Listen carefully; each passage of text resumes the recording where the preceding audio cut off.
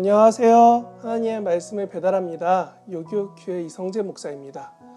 오늘 묵상할 본문은 창세기 37장 12절부터 24절까지의 말씀인데요.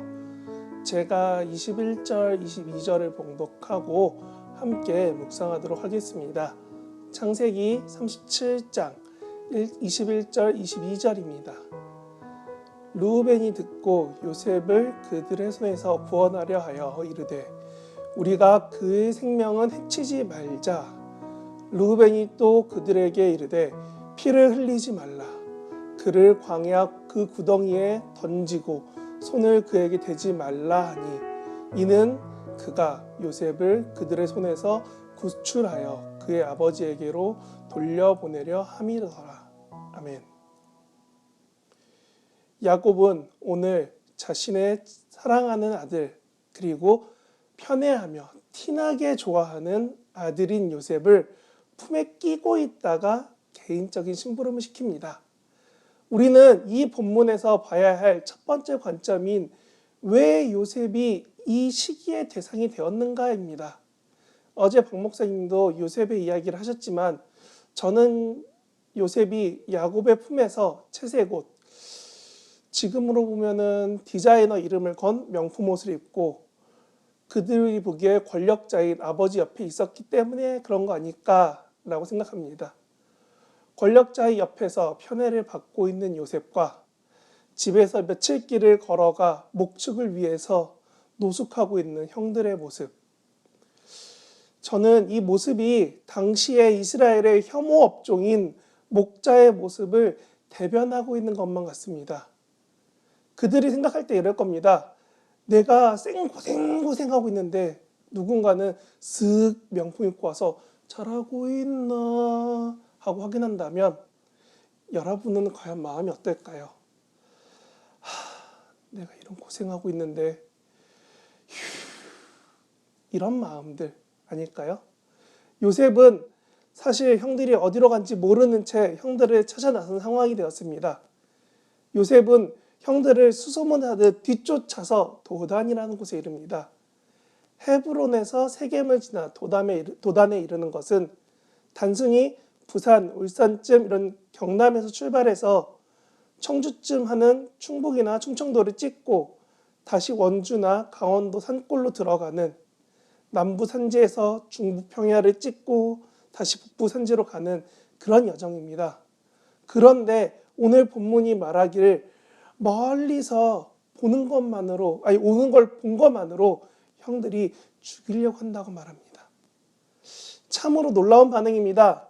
여러분이 천천히 다시 보신다면 요셉이 도착한 것도 아니고 저 멀리서 오고 있는 것을 어렴풋이 본 것만으로 야, 요셉이네. 저걸 죽여. 이런 형들의 마음에 불편하고 분노의 마음이 들었다는 것이 중요한 부분입니다.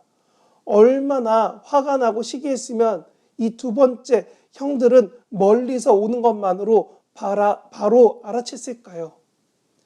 요셉의 옷이 막 아방가르드해서 보는 것만으로 딱 요셉이다 했을까요? 저는 지금의 등산복처럼 채색 옷이 다른 노동자들의 탁색된 먼지 묻은 옷과 확연히 다른 색감이기 때문에 알게 된 것 아닐까 생각합니다.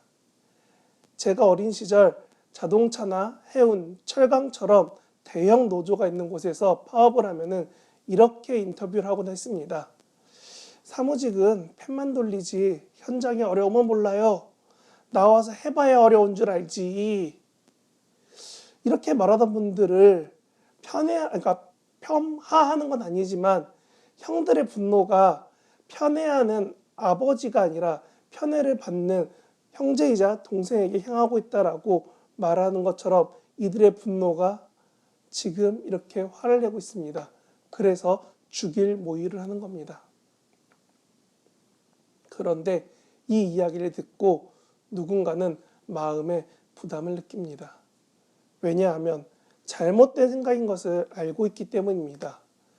르우벤은 장남이지만 가장 큰 형이라 그런지 이 막내 동생을 도와주려고 합니다. 소탈한 건지 해탈한 건지 르우벤은 이 동생의 결정들을 살인해서 격리로 바꾸어 버립니다.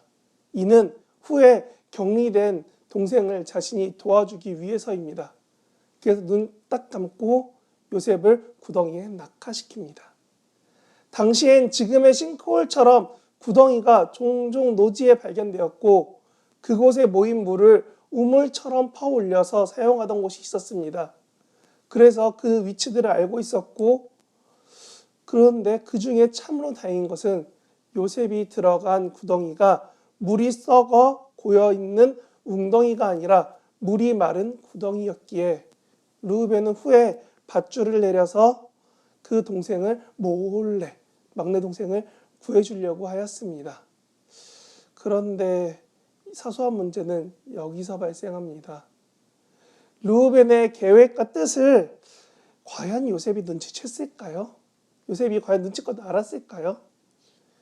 오늘 본문에 보면 장거리 이동이지만 평상시에 즐겨 있던 채색 옷을 입고 나온 요셉은 이런 르우벤이 준비하고 있던 뒷이야기는 몰랐을 겁니다. 그는 이런 걸 모르는 상태에서 갑자기 이런 대우를 당하는 거죠.